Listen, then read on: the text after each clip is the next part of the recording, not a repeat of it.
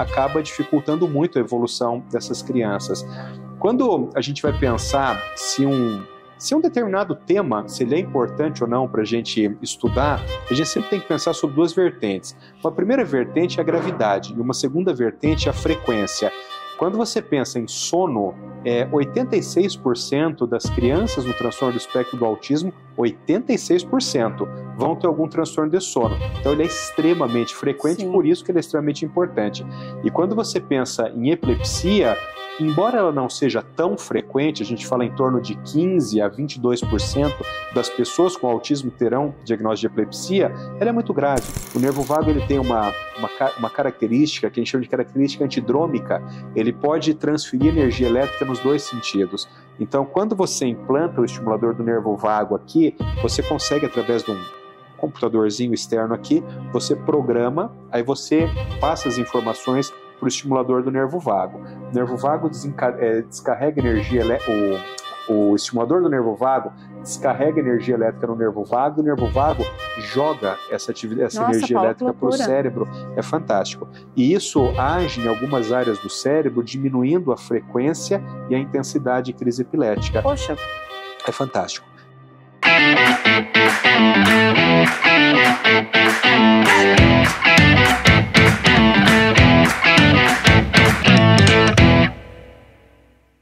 Olá pessoal, estamos aqui em mais um episódio do Formare Talks e hoje eu estou com a presença do Dr. Paulo Liberalisso. Ele é médico, neurologista, neuropediatra e tem uma vasta experiência na área e falará de um tema que as pessoas no geral têm bastante dúvida, que é autismo, epilepsia e sono. Oi Paulo, obrigada por você estar aqui com a gente. Obrigado Marina, obrigado pelo convite, sempre um prazer. Prazer é meu. Esse tema que você está trazendo é um tema muito desafiador, né? Ele junta algumas coisas ali do transtorno do espectro do autismo que são muito desafiadores. O distúrbio de sono no transtorno do espectro do autismo, muitas vezes ele é uma das principais queixas dessas famílias. E a epilepsia sempre é um diagnóstico que, quando está junto com o transtorno do espectro do autismo, acaba dificultando muito a evolução dessas crianças. Quando a gente vai pensar se um determinado tema, se ele é importante ou não para a gente estudar, a gente sempre tem que pensar sobre duas vertentes. Uma primeira vertente é a gravidade e uma segunda vertente é a frequência. Quando você pensa em sono, 86% das crianças no transtorno do espectro do autismo, 86% vão ter algum transtorno de sono. Então ele é extremamente frequente, por isso que ele é extremamente importante. E quando você pensa em epilepsia, embora ela não seja tão frequente, a gente fala em torno de 15 a 22% das pessoas com autismo terão diagnóstico de epilepsia, ela é muito grave. Então, a epilepsia ela é grave tanto na criança pequena, no transtorno do espectro do autismo, como no adolescente, no jovem e no adulto, acaba trazendo risco para esses indivíduos, além de muitas vezes dificultar a própria evolução das crianças. E Paulo, nem sempre a epilepsia ela é diagnosticada, ela aparece na primeira infância, né? A gente vê isso acontecer bastante. Tem uma porcentagem? Tem algum dado em relação existem a isso? algumas síndromes epiléticas que elas são, a gente diz assim, epilepsias de idade relacionadas, que tem um momento para elas aparecerem, né?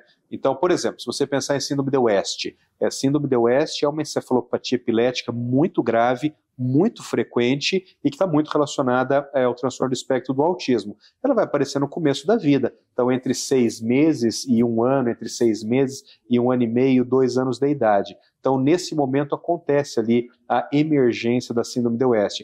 Se você pensar na epilepsia ausência da infância, ela já é uma epilepsia que vai surgir depois de 6, 7 anos de idade. Se você pensar na epilepsia rolândica, com espículas centrotemporais, ela vai acontecer depois de 7, 8 anos de idade. Então você pode ter epilepsia em qualquer momento da vida. Você pode ter epilepsia, por exemplo, num autista adulto. Então você imagina um adulto autista com autismo nível 1 que abre um quadro de epilepsia do lobo temporal. Que nunca teve a vida toda. Nada. Está lá com seus 25 anos de idade e começa a ter um tipo de epilepsia que a gente chama de epilepsia do lobo temporal. E nunca teve histórico na infância de epilepsia. E tem algum fator que pode desencadear essas Na epilepsias? maior parte das vezes é genético, então, mas pode ser sintomático também. Quando a gente pensa em epilepsia, basicamente a gente divide em dois grandes grupos. Um primeiro grupo que é de causa genética. Então, por exemplo, a epilepsia ausência da infância, que eu falei, ela é uma epilepsia de natureza genética. Então, existe ali um marcador no seu DNA dizendo que a partir de determinado momento da vida você vai começar a ter crise de ausência. A epilepsia rolândica é uma epilepsia genética, a epilepsia de Panayotopoulos, ela é genética, mas também são várias epilepsias, na verdade, tipos, né? Muitas epilepsias e muitas síndromes epiléticas, mas você também pode ter o que é muito comum na infância, que são as epilepsias lesionais. Então, por exemplo, você imagina uma criança, uma moça que está gestante, e ela tem um feto que é totalmente normal, o desenvolvimento do sistema nervoso cerebral daquela criança é totalmente normal. No momento do parto, a criança faz uma asfixia de nascimento. Tem um problema ali na hora do parto, falta oxigênio e ela faz uma lesão cerebral. Isso aumenta muito o risco de epilepsia. E esta epilepsia, ela é secundária, ela é lesional. Certo. Ou seja, você tinha um cérebro... Não é genética, né? Não é genética. Era um cérebro que era totalmente normal. Certo. Aquelas lesões provocadas pela falta de oxigênio provocaram lesões no cérebro que são epileptogênicas, né? Então, daí essa criança vai desenvolver uma forma de epilepsia. Isso é uma das causas também, Marina, porque que epilepsia é considerada uma doença comórbida com o autismo. Se você tiver uma lesão cerebral de nascimento, isso não aumenta só o risco de epilepsia, isso aumenta o risco de transtorno do espectro do autismo. Sim, a prematuridade também, né? Prematuridade, gemelaridade, baixo peso de nascimento, aumenta o risco de epilepsia e de autismo. Por isso que são transtornos considerados comórbidos, né? É o que a gente chama de autismo secundário, né? O autismo secundário, exatamente. Certo. O autismo secundário é muito mais relacionado à epilepsia do que o autismo de natureza genética. E o grande problema disso é que a epilepsia, quando a gente pensa em epilepsia, as pessoas costumam pensar só na hora que o indivíduo está tendo a convulsão. Isso. Mas só que a epilepsia é muito mais do que isso, né? O momento que o indivíduo está tendo a convulsão, a gente chama assim de epifenômeno, né? Então, aconteceu aquela crise, todo mundo olha e vê que aconteceu alguma coisa.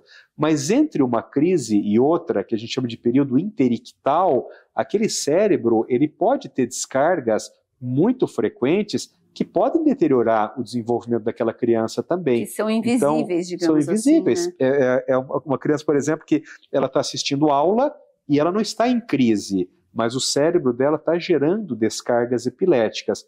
Eu gosto de usar, quando eu estou explicando isso para a família... É super importante, né, Paulo? Super.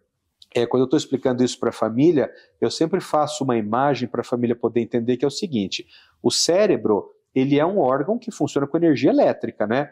É com energia elétrica mesmo. A diferença é que essa energia elétrica que sai da parede é 110 volts, 220 volts. O nosso cérebro funciona com microvoltagem.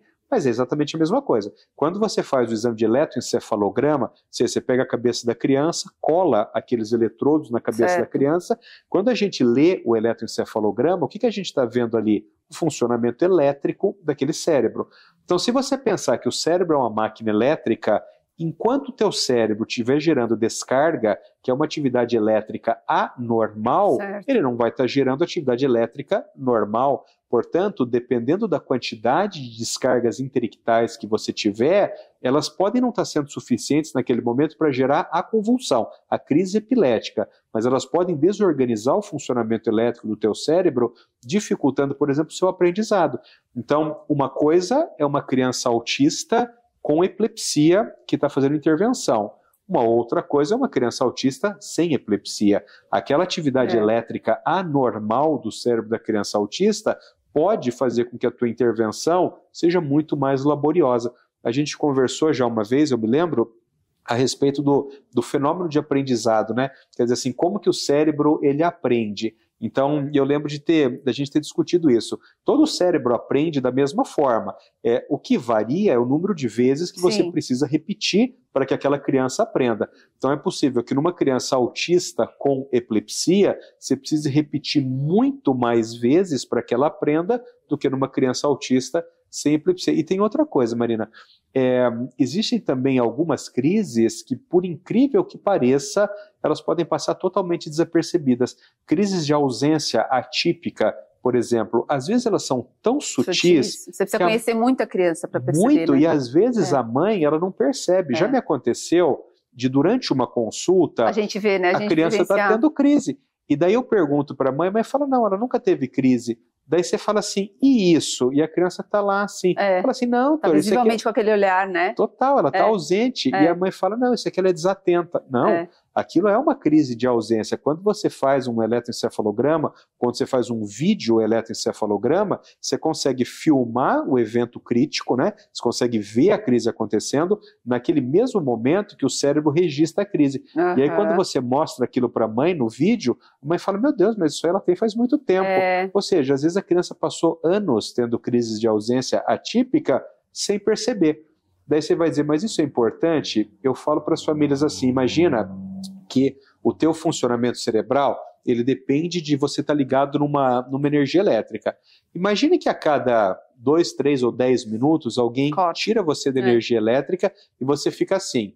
Pouco tempo, 15 segundos, e depois a pessoa liga você de novo. Tem que reconectar. Cara, você vai ter uma visão totalmente fragmentada do mundo. É aquele computador que está sempre reiniciando, né? Sempre reiniciando. E tem crianças que têm 80, 90, 100 crises de ausência em um dia, e ninguém percebeu.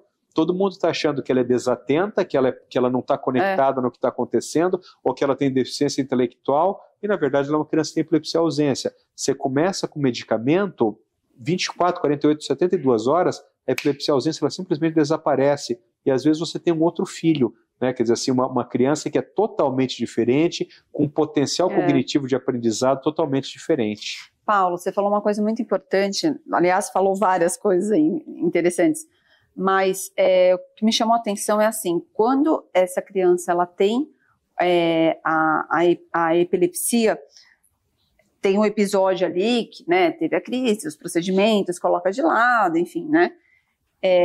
Muitas vezes a gente, profissionais e as famílias acham que o problema está nesse momento e tem o resto do dia, digamos assim, né, até ela ter a próxima crise. Nesse resto do dia, se a gente não identificar uma crise de ausência, a gente, necessariamente essa criança está tendo uma menor conexão elétrica também. Perfeito. Ou não necessariamente? Perfeito, essa pergunta é ótima, Marina, porque são dois termos, um termo é epilepsia, o outro termo é encefalopatia epilética. A epilepsia é, por exemplo, assim, vamos supor, eu, Paulo, vamos dizer que eu seja epilético, mas eu tenho, sei lá, cada 3 anos eu tenho uma convulsão, por exemplo. Mas entre uma crise e outra, eu não tenho nada. Eu posso até ter uma outra descarga no eletro. Você sendo medicado. Medicado. Mas não tenho nada, estou vivendo minha vida normal. Quando você faz o eletroencefalograma, você vê que eu tenho uma outra descarga ali, mas é tão pouca descarga que eu tenho no cérebro que não afeta o meu desenvolvimento. Nós chamamos isso de epilepsia.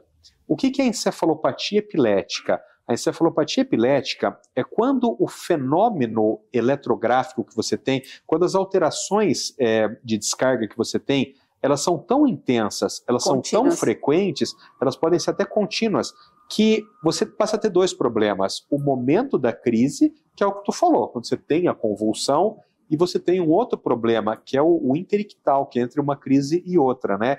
Que é mais silencioso. Vezes é totalmente silencioso, porque quando você olha assim, você não percebe absolutamente nada. Mas é aquela criança que pode ter deterioração cognitiva, está mais identificada. Mais identificada, mais dificuldade de aprender e tal. E às vezes é tão intensa essa atividade elétrica que a pessoa tem no cérebro, essa atividade interictal, que ela vai piorando com o passar do tempo. Ela mesmo medicada, Paulo? Pode acontecer. Isso é interessante, viu? As pessoas costumam achar que o fato de você ter, porque nós temos hoje muitos fármacos antiepiléticos, né? Que isso resolveu os nossos problemas. Absolutamente. A verdade é que com todos os fármacos antiepiléticos que a gente tem hoje, que é um monte, a gente consegue um controle bom de crise em aproximadamente 70% dos casos.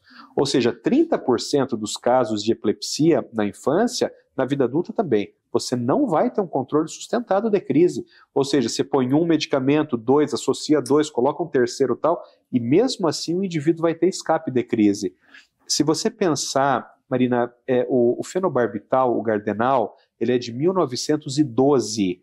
De 1912 para cá, claro que a gente tem muitos outros medicamentos, mas a evolução em controle de crise, ela não foi muito significativa.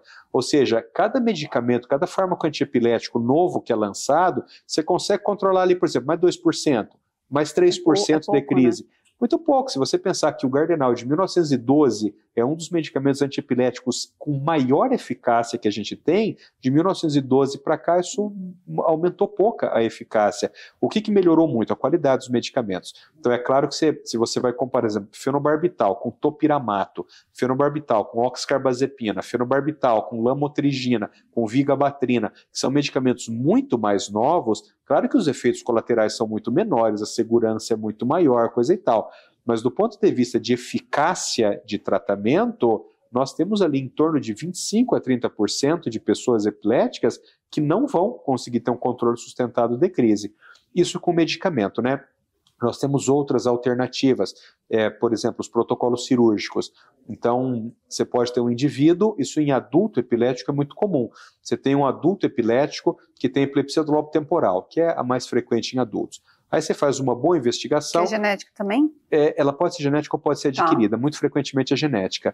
Você descobre, por exemplo, que ele tem uma alteração de rotação lá no hipocampo direito, e é isso que está vindo todas as crises dali. Você consegue retirar esse pedaço do cérebro com altíssima eficácia, né? Então, em bons centros de epilepsia, você consegue fazer uma boa investigação, identificar a natureza, a origem do foco e consegue retirar isso aí, e a pessoa fica curada da epilepsia. Nossa. Quando isto não é possível, e em criança, muitas vezes... Né, Paulo, intervenções... É comum. É muito comum. É porque não é uma coisa do grande público. Aqui em São Paulo, onde a gente está, existem grandes centros de epilepsia. Eu sou formado em epileptologia, né? O centro que eu me formei, que é no Hospital São Paulo, é um dos maiores, isso há 20 anos atrás, né? É um dos maiores centros de cirurgia de epilepsia no Brasil, está aqui. A Universidade de São Paulo tem, na USP de Ribeirão Preto, então. muita, diariamente, é muito frequente. Para adulto é muito frequente. É que como o teu público é mais criança, isso você fica com a falsa impressão que tem muito pouco. Mas sabe por quê? Porque em criança é muito menos. A cirurgia de epilepsia em criança, ela é muito menos curativa. Porque nesse do adulto, uma vez que você opera, o indivíduo teoricamente ficou curado daquela doença. Só que em criança, normalmente a epilepsia, ela pode ser multifocal. Então você tem várias áreas do cérebro gerando crise. Aí você não consegue... Lógico, você não vai lá esburacar o cérebro inteiro, mas aí existem alternativas. Por exemplo, as cirurgias paliativas. Então existe hoje... Eu tenho 22, 23 crianças que usam... Não. Mas eu trabalho com investigação para epilepsia. Sim. Hoje, muito pouco, né? Mas já trabalhei muito com isso. Mas eu tenho 22, 23 crianças que têm um aparelho que chama estimulador de nervo vago. É um aparelho que a gente usa para epilepsias refratárias. Ele é do tamanho desse relógio aqui, um pouco mais fino que esse relógio. Você implanta aqui embaixo, do lado esquerdo, no peito da criança, embaixo da pele, aqui no subcutâneo. Obviamente. Mas um procedimento muito tranquilo. Vão 2 eletrodos aqui por dentro, eles vão enrolados num nervo que fica aqui, que chama nervo vago. E ele é um marca-passo. O nervo vago, ele é um nervo que ele tem uma característica muito interessante. Lembra quando você estudou biologia, que falavam assim, os neurônios eles só transmitem corrente elétrica de um sentido, né? Mas isso não é totalmente verdade. Sim. Por exemplo, para o nervo vago não é. O nervo vago ele tem uma característica, que a gente chama de característica antidrômica. Ele pode transferir energia elétrica nos 2 sentidos. Então, quando você implanta o estimulador do nervo vago aqui, você consegue, através de um computadorzinho externo aqui, você programa, aí você passa as informações para o estimulador do nervo vago. O nervo vago descarrega energia, o estimulador do nervo vago descarrega energia elétrica no nervo vago, e o nervo vago joga essa energia elétrica para o cérebro. É fantástico. E isso age em algumas áreas do cérebro, diminuindo a frequência e a intensidade de crise epilética. Poxa. É fantástico. E outra coisa, muitas vezes melhora o comportamento também. Não é utilizado para comportamento, mas em crianças autistas com epilepsia, quando a gente implanta o estimulador do nervo vago, às vezes passam 6 meses, a mãe volta na consulta, fico arrepiado, só porque eu lembro dos meus pacientes. A mãe volta na consulta e fala assim, doutor Paulo, a epilepsia não diminuiu muito, mas o comportamento está ótimo. Eu consegui devolver ele para a escola, ele consegue agora ficar assistindo aula, ele presta atenção. Por quê? Porque o estimulador do nervo vago, ele vai agir principalmente nas regiões anteriores do cérebro, que estão muito relacionados com o comportamento humano. Então, claro que o objetivo é diminuir a frequência e a intensidade das crises, mas existe um para-efeito que é a melhora do comportamento.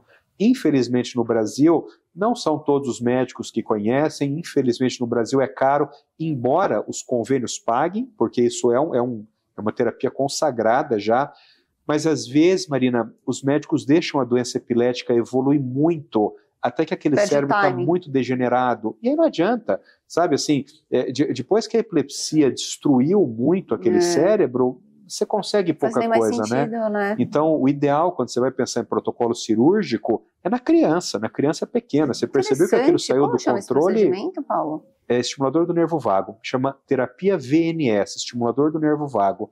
E aí, é necessário tomar medicação ou não? Depende do caso? A gente deixa a medicação, mas eu já tive pacientes que depois de alguns anos usando o estimulador do nervo vago, a gente tirou a medicação.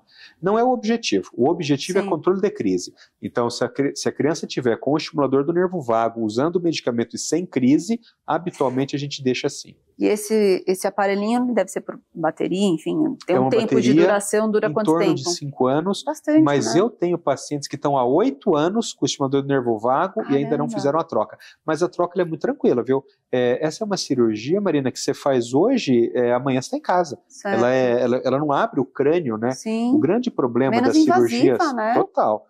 O grande problema das cirurgias para epilepsia, quando elas não eram paliativas, era isso, você precisava abrir o crânio, escalpelar o indivíduo, mexer no cérebro, né? Tudo muito sensível ali na região cerebral, né? E com risco de você ter um AVC hemorrágico, um AVC isquêmico. Isso não, e quando você vai trocar o aparelho que você falou, você abre aqui, tira aquele, conecta outro, acabou. É muito tranquilo. É um marca-passo. Ele é um marca-passo, tanto que tem muita gente que chama de marca-passo cerebral. É que o nome correto é estimulador do nervo vago, mas tem muita gente que fala marca-passo cerebral para as famílias poderem entender. Ô, Paulo, e quem controla isso, né? Porque ele é conectado em algum lugar de controle. Como que é feito isso? Ou o médico, no meu caso, né? Eu tenho o aparelhinho, ou o neurocirurgião tem. Ele é como um telefone. Então, vamos supor que você... Mas todo dia precisa ser manipulado? Não, a cada 2, 3 meses. Então, vamos supor que você é paciente, você tem um estimulador de nervo vago implantado. Aí você chega na consulta, eu vou encostar o meu aparelho ali e vou pegar os dados. Aí eu vou ver quanto que tá. Paulo. É super, super tranquilo. Quanto tempo aí eu pego os dados... Estados Unidos tem acho que uns 50 anos, é muito antigo. Aqui no Brasil, que eu indico, já tem mais de 10 anos. Mas é o que eu te falei, Marina, é uma coisa assim que se os médicos não se aprofundarem nisso, é uma terapia que você acaba nem sabendo que ela existe. Sim. Daí se a pessoa está tendo crise, você reprograma ali no equipamento, né? Aumenta a frequência, aumenta a amplitude, família, coisa e tá tendo tal. muita crise e você vai regulando. E aí você regula ali, encosta no aparelho, transfere as informações para o aparelho e tal. E tem uma outra, menina, como ele é um estimulador, a família fica com um ímã em casa, é um magneto, né? Se você vai começar a ter uma crise e você passar o magneto em cima, você aborta a crise. Porque tem muitas crises que a pessoa percebe que vai ter. Crises parciais, por exemplo. Alguns comportamentos tanto que tem muita gente que quando vai ter crise, senta. Né? É muito comum, a pessoa senta, que daí pelo menos ela não cai. Nesse momento, se você pegar o magneto e você passar em cima, normalmente você consegue abortar a crise. Então, claro, aí você usa mais da bateria, né? O ideal é que você não faça isso, Paulo, mas dá para fazer. Como você falou, não são todos os casos que tem essa indicação, porque de repente esperou muito tempo. Total. É só se for muito refratário. Se for, a gente chama de clinicamente refratário. Então, se não respondeu a nenhuma medicação, você pensa em protocolo cirúrgico e o estimulador do VNS é uma dessas possibilidades, né? Mas só se for refratário, porque às vezes a pessoa tá medicada, teoricamente né, tenta uma medicação, não tá naquela busca de encontrar o que a gente sabe como que é difícil, e tá tendo crise. E passa anos, assim, eu tenho pacientes que passam anos. Mas esse é o erro. Assim. Esse é o erro, porque o critério de refratariedade... Você tá falando, eu tô imaginando os meus pacientes. O critério de refratariedade é assim, menino, se você usar 3 medicamentos... 3 medicamentos, que são medicamentos bons para aquele tipo de crise. Porque às vezes também houve erro técnico, né? Por exemplo, a criança tem uma epilepsia generalizada, o cara está usando um remédio para epilepsia focal. Aí você errou, né? Mas se você usar 3 medicamentos que são adequados para aquele tipo de crise, em mono e em politerapia, ou seja, você usou separado e usou associado, e mesmo assim o indivíduo continua sem um controle sustentado de crise, você já tem diagnóstico de refratariedade. Ou seja, em pouquíssimo tempo... Você consegue... Claro. que é o erro? O erro é o que você está falando. As pessoas pegam um paciente epilético e ficam anos lidando com aquilo lá. E testando medicação. E põe uma, e põe outra, e tira a pessoa tendo crise. Mas e isso aí, é muito comum, Paulo. Muito comum. E aí quando a pessoa vai falar assim, puxa, mas será que não dá para fazer um protocolo cirúrgico? A pessoa já tem um cérebro totalmente degenerado, né? Na epilepsia do lobo temporal dos adultos, por exemplo, isso é muito comum. O adulto os anos vão passando e ele não consegue um controle de crise satisfatório com o uso da medicação e a pessoa vai tendo comprometimento cognitivo, vai perdendo a memória, vai tendo comprometimento de funções executivas, até que em algum cai na mão de um médico que trabalha com protocolo de cirurgia de epilepsia e fala, não, peraí, vamos investigar isso aqui. Aí faz uma ressonância com cortes finos do lobo temporal, faz uma boa videomonitorização, estadia a doença epilética, entende exatamente da onde que a crise vem e fala, não, tua crise ela vem exclusivamente, por exemplo, do lobo temporal direito. Faz uma boa avaliação neuropsicológica. Quer dizer, esse diagnóstico aí da epilepsia é fundamental, né? Fundamental. É ele que dita qual vai ser o tratamento. E nesse caso, por exemplo, a chance de uma cirurgia de epilepsia, nesse caso que eu falei, resolver totalmente o problema dessa pessoa é enorme. E o que eu vejo, não vejo muito especialistas, eu acho que entra meio que no pacote, né, lógico, o neuro ele é especialista, mas você tem a formação específica em epilepsia, né? Isso é uma residência, uma pós-graduação? É uma pós-graduação que chama epileptologia. Então você se forma em epileptologia para fazer leitura de eletrocefalograma, de videoeletrocefalograma, tal. O meu mestrado ele foi em epileptologia. Eu estudei só uma coisa que a gente chama de estado de mal epilético. São epilepsias muito graves, epilepsias catastróficas, assim.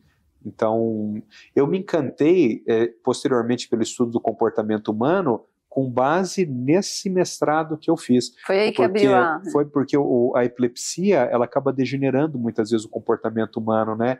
E aí eu me encantei por estudar esse pedaço ali do comportamento. E aí, falando um pouquinho de epilepsia e comportamento humano, você falou, né, dos prejuízos que a epilepsia causa, como, por exemplo, perda da memória, de função executiva. Queria falar um pouquinho sobre isso com você, porque a gente vê que os clientes que têm a epilepsia, o desenvolvimento acaba sendo mais lentificado. Muitas vezes a gente está ali mais com a terapia para manter do que para ter ganho do que para ter ganho. E você percebe que em umas férias a perda é grande, e aí você fica batalhando para você voltar naquele estágio que você estava, mas a evolução é muito difícil. Eu costumo fazer uma figura de linguagem, uma imagem assim para as pessoas entenderem, né? Quando você tem uma criança com autismo, deficiência intelectual, qualquer coisa, mas que ela está em intervenção, isso é como um cabo de guerra. Então, a equipe que está ensinando, ela está puxando para o lado de lá. Então você vai lá, fica 10 horas numa clínica por semana, tá aí pau ali, a equipe está ensinando. Só que tem a galera puxando para o lado de cá. Então quem que está puxando para o lado de cá? Por exemplo, a deficiência intelectual. Então a deficiência intelectual puxa para cá. A epilepsia muitas vezes puxa para cá. Então, num lado você tem a equipe ensinando coisas, isso aqui está assim. No outro lado, você tem forças degenerando aquele cérebro. Isso aqui está assim. É um cabo de guerra mesmo. É um cabo de guerra, literalmente, né? Então, se isso está equilibrado, ou seja, aquela galera está ensinando um monte, mas a força aqui está puxando um monte, a criança não evolui. Não é que é o que você fala assim, para ela não perder. Ou seja, ela vai ficando sempre igual. É aquela família que cada ano que passa fala assim, ó, não melhorou, também não piorou. Vai estar mais ou menos igual. E aí só percebe que o tratamento está fazendo efeito quando para, numas férias, porque daí você vê, nossa... Porque daí você vê que o cabo de guerra ele desbalança de novo. A criança perde muitas habilidades, né? Isso com a epilepsia muito é muito rápido, comum. Né? Muito rápido. É muito rápido porque o fenômeno epilético, nesses casos, né, de encefalopatia epilética, ele é constante. E outra, piora à noite. Quando o indivíduo dorme, tende a piorar. O sono, ele tem uma questão que a gente fala assim, ele faz hipersincronia no cérebro. Então, o sono, ele sincroniza mais os neurônios. E todo o cérebro que está mais sincronizado aumenta o risco de descarga, aumenta o risco de epilepsia. Então, não é raro que nesses exames de 24 horas que a gente faz, né? Então, a gente interna a criança, cola os eletrodos e fica registrando o funcionamento cerebral. Durante o dia, tem descargas ali, até pode ter bastante, mas à noite, quando a criança dorme, a atividade elétrica cerebral, algumas vezes, Marina, ela é substituída por descarga. Ele entra num estado de mal de sono, ou seja, não tem mais atividade cerebral normal, só tem descarga. Mas contínua, então, Paulo? Contínua. Mas assim, horas? A noite inteira. 8 horas de sono? Quando você acorda, fragmenta aquilo lá, mas a criança volta a dormir, volta a descarga contínua. Então você imagina o poder de degeneração que isso tem sobre o funcionamento cerebral. E isso acontece ainda quando a criança está medicada ou não? Pode acontecer. Pode acontecer. Os medicamentos, esse é o ponto, né? Os medicamentos, eles têm uma atividade que é uma atividade clínica, ou seja, quando você usa um fármaco antiepilético por uma criança, a tua ideia não é melhorar o eletroencefalograma, a tua ideia é clínica, é fazer com que clinicamente ela pare de ter crise. Tanto que quando você vai ao médico, ao neurologista, um paciente epilético, ele não leva um eletroencefalograma toda a consulta. O médico pergunta o que para a mãe? Está tendo crise? Daí a mãe fala, não, está controlado. Então, se está controlado, o remédio serve para isso. O remédio, na sua imensa maioria, ele não vai ter uma ação que a gente chama de anti-ictiolítica, ação ictiolítica. O que é isso? É quando o remédio ele age no próprio tecido cerebral, bloqueando a descarga. A imensa maioria dos fármacos antiepiléticos não tem. Por exemplo, o valproato de sódio, em algumas síndromes epiléticas, ele tem isso. Então, você faz o valproato de sódio, a criança, além de parar de ter crise, ele limpa o eletroencefalograma. Só que isso é muito raro de acontecer. Na imensa maioria das vezes, o remédio ele controla clinicamente, ou seja, de fato, a criança ou para ou diminui muito a intensidade e frequência de crise, mas o eletroencefalograma continua com muita descarga.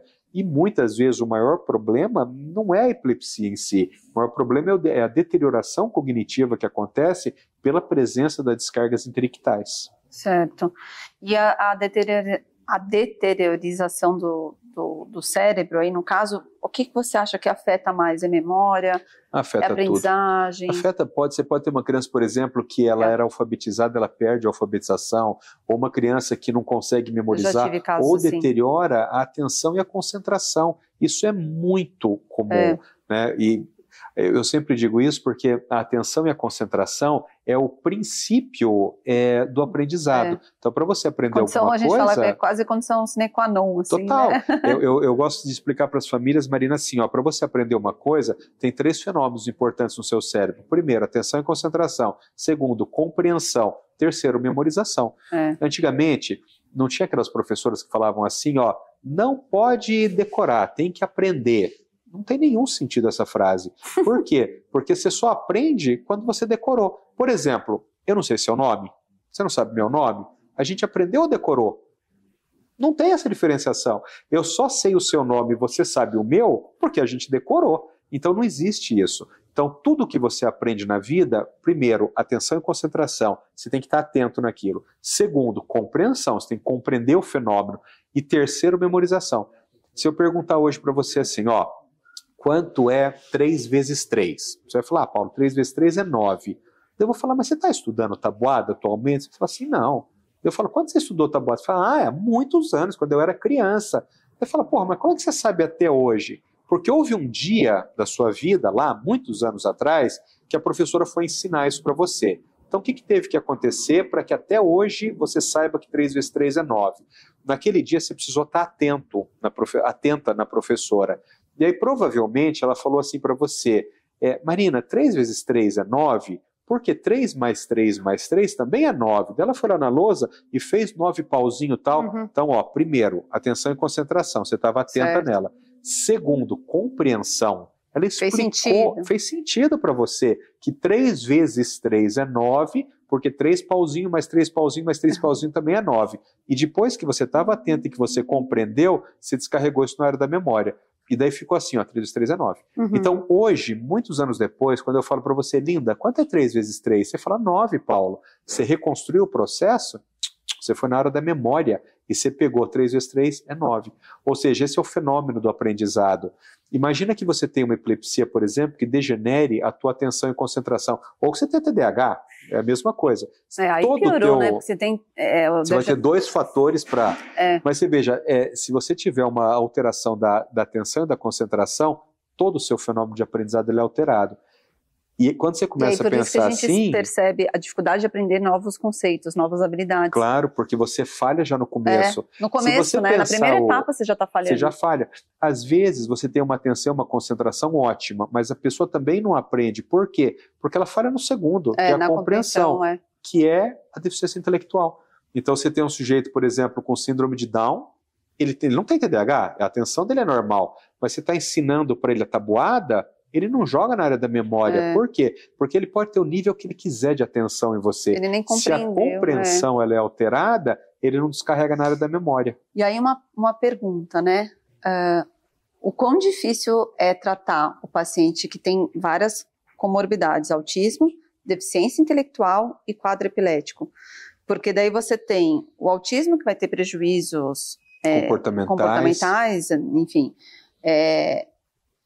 A outra situação que é a deficiência intelectual, que você vai ter prejuízo na compreensão, e a epilepsia que vai estar potencializando as dificuldades pré-existentes, né? Pano de fundo e agravando aquilo que você já tem dificuldade. Todo transtorno comórbido, né, ele é aquela cereja do bolo. Ele vai deixando um transtorno como o autismo mais difícil, as variáveis, né? É o tal da corda lá que um fica puxando para um lado, o outro puxando para o outro. Alguém puxando mais. Quanto mais gente estiver puxando para cá, então você tem o autismo puxando para cá, deficiência intelectual puxando para cá, epilepsia puxando para cá, TOD puxando para cá. Déficit de atenção, às vezes. Déficit de atenção, você vai ter que ter mais gente puxando para lá. O que é o mais gente puxando para lá? Horas de intervenção. É isso que eu ia falar, mais horas de intervenção. Por isso que tem gente que com 4 horas de intervenção por semana vai dar bem e tem gente que vai precisar de 40 horas por semana, porque tem mais gente puxando para cá. E aí os pais falam, mas eu não entendo, porque ele é nível 3, meu filho é nível 3. Os pais gostam de comparar, né? Às vezes a gente fala, gente, não comparem, porque você tem que comparar o seu filho com ele mesmo, né? Para fazer sentido, né? Total. Você se compara há 20 anos atrás com a sua colega ou como você era, né? Total. Mas são dúvidas que vão surgindo ali, eles comentam com a gente, eu não entendo porque meu filho tem nível 3 de suporte, ele precisa fazer 40 horas e o outro faz 10 horas semanais. Eu tenho uma coisa que eu sempre falo para as famílias, que é assim, esquece essa história de nível. O que é importante para mim? Taxa de aprendizagem. Eu prefiro um nível 3 de suporte com alta taxa de aprendizagem do que o nível 1 de suporte que não aprende nunca. Sabe por quê? É verdade. Porque o nível 1 de suporte que não aprende nada, a família vai estar o resto da vida infeliz. Por quê? Porque ele não aprende nada. Ele é daquele jeito, ele vai ser daquele jeito para sempre. Um nível 3 de suporte com alta taxa de aprendizagem, daqui a 2 anos ele é nível 2, com a graça de Deus, daqui a 5 anos ele é nível 1, e a família vai ficando cada vez mais estimulada, e o sujeito vai ficando estimulado, porque ele vê que ele está progredindo. Então, eu sempre digo para as famílias assim, esquece o nível de suporte, isso não é importante. Importante é a taxa de aprendizagem. Importante é quando você pega os gráficos hoje e os gráficos de 6 meses para trás, você compara e você fala assim, essa criança está muito acelerada na aprendizagem. Isso é o que dá o bom prognóstico. É verdade. E Paulo, para a gente fechar esse episódio de hoje, como que o sono, né, você já explicou um pouco aí da interface, o que acontece ao longo da noite em relação a questões da epilepsia, mas como que o sono, ele pode ser um fator, não quero falar prejudicial, mas é um fator de risco a mais. Eu acho que o nome é esse mesmo, prejudicial. E que não tem como você viver sem dormir, né? Total. O meu doutorado, ele é em distúrbios da comunicação, como você falou, mas o que eu estudei foi o impacto da privação de sono sobre o processamento da informação auditiva. Então, o que eu fazia? Eu pegava adultos típicos, como você, por exemplo, e fazia uma avaliação do processamento auditivo central. Hoje, aqui que você dormiu super bem e tal, e via como que é o seu processamento auditivo central, como que o seu cérebro processava a informação auditiva. Fez informação na cabine, teste na cabine, tudo? Tudo. Um exame completo, com todas as testagens e tal. Interessante. Aí daqui a 2 meses, você passa... Vai ficar ruim essa frase. Eu posso passar uma noite comigo, mas era isso mesmo. Você ficava uma noite comigo acordada. Então a gente ia, por exemplo, para um pronto-socorro, mas lógico, com os eletrodos? Nada. E a gente ia, quando era com mulheres, eu fazia isso num pronto-socorro. Quando era com homens, ou o cara ia na minha casa, eu ia na casa dele, enfim. Mas com mulheres a gente ia para um pronto-socorro. Ficava acordado conversando, ou não? Como nós aqui. Só que passava 24 horas sem dormir. Depois dessas 24, ele e eu, né? No caso você, por exemplo, você e eu sem dormir. Aí no outro dia, de manhã, entre 9 e 10 da manhã, a gente refazia o exame de processamento auditivo central e ia comparando uma coisa com a outra. A privação de sono de 24 horas, e olha que 24 horas não é tanta coisa. Existem pessoas... Para médicos, né? Que estão acostumados com isso. Você sabe que teve caso, Marina, teve um caso de uma ex-aluna minha, que ela era voluntária da minha tese, ela era aluna de neuropediatria, residente naquela época, eu precisei interromper com ela, porque quando chegou 4 da manhã, eu conhecia muito essa menina, o comportamento dela começou a ganhar uma magnitude, comportamento irritado, agressivo, coisa e tal, que nós interrompemos o teste. Ela não fez parte da casuística. Da pesquisa, O que acontece? Na privação de sono, ela degenera o processamento auditivo central. Então, quanto mais tempo você fica sem dormir, quando piora a tua qualidade de sono, pior a sua capacidade de processar a informação auditiva. Isso eu estou falando uma noite. Você imagina que 86% das crianças autistas têm problemas de sono toda noite. É isso. Não é uma noite que ele tem problema de sono. E aí aumenta a irritabilidade, a agressividade. Piora o comportamento e, sobretudo, piora o aprendizado. Esse é o maior problema, piora o aprendizado. Lembra do cabo de guerra? O distúrbio de sono, ele está do lado de cá, potencializando aquilo que você já tem de problema. Então, você ter uma boa qualidade de sono é absolutamente fundamental. E quando eu falo de boa qualidade de sono, eu não estou falando de medicação.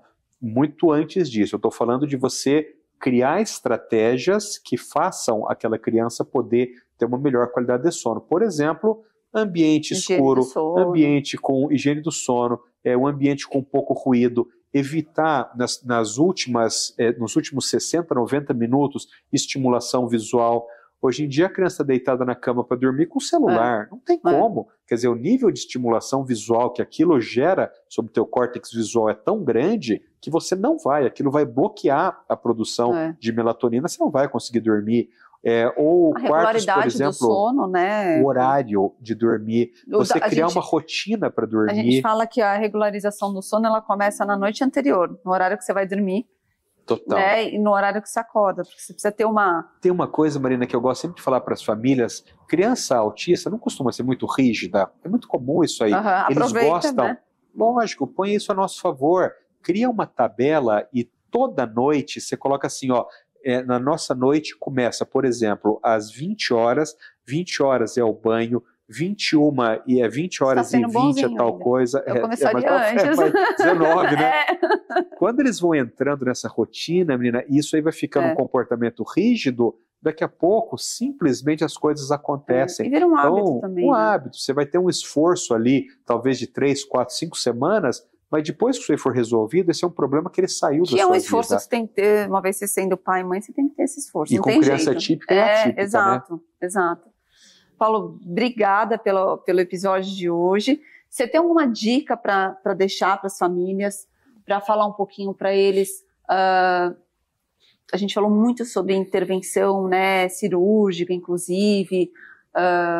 Eu acho que esse é um tema muito interessante para deixar aí alguns sinais de alerta, né? Como você falou, o que é refratário, quais são os critérios, até três medicações.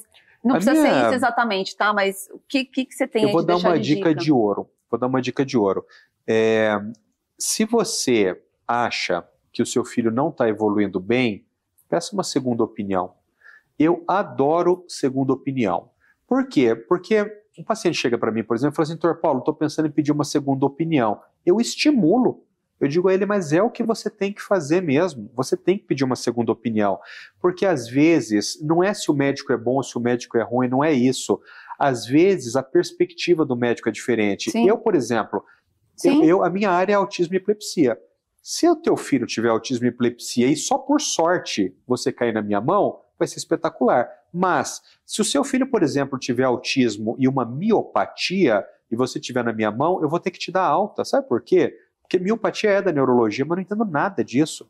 Aí como que eu posso tratar o seu filho autista com miopatia se não é da minha área? Então, às vezes você fala assim, Paulo, acho que eu vou pedir uma segunda opinião. Eu falo assim, mas é o que você tem que fazer, você tem que ter uma segunda opinião. Às vezes as famílias ficam constrangidas em falar isso para médico. A gente tem uma cultura no Brasil de constrangimento quanto a isso, e não tem absolutamente nada. Que é diferente também de ficar cada mês indo no médico e aí não seguir... Que é péssimo também. Que também não... péssimo. É assim, com e também parcimônia. acho, Marina, que vai muito do médico, viu? Por exemplo, hoje não acontece mais, né? Porque hoje as pessoas que me procuram já sabem o que eu faço e tal. Mas já me aconteceu, por exemplo, de entrar um paciente no meu consultório com doença neuromuscular.